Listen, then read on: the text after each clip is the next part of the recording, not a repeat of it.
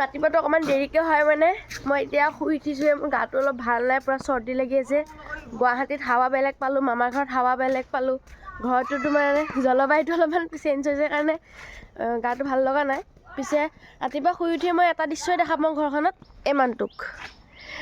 মানুহটোক খালি মই মাছ জুলুকিটো লৈ কেনে মানে ই ভাত খাবলৈ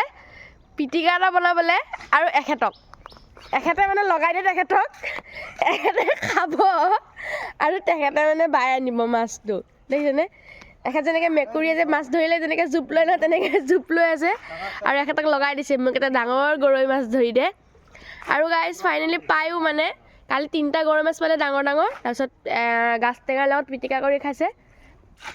আৰু মই দেখা পাওঁ মোৰ মানুহজন মোতকৈ আগতে উঠি ব্ৰাছ কৰি থাকে সদায় মানে আৰু মই সদায় দেখা পাওঁ আমাৰ পাপায়ে ধুনীয়াকৈ বাল্টিংটো ল'ব আৰু এইবিলাক গছবিলাকত টাকলো কৰি দিয়ে গছবিলাকতে গোবৰ দি থাকে গম পাইছেনে সেয়াই আৰু আজি দিনটো এনেকৈ ষ্টাৰ্ট হৈছে আৰু এই মানুহজনক মই এনেকৈ অ'ত বহি থকাই দেখা পাওঁ নাই পঢ়ি থকা দেখা পাওঁ নাই কিবা কৰি থকা দেখা পাওঁ নহ'লে খেলি থকা দেখা পাওঁ এই মানুহজনক মই এনেকৈয়ে দেখা পাওঁ আৰু এই মানুহজনে ৰাতিপুৱা 4টা বজাৰ পৰা দৰ্জা ঠক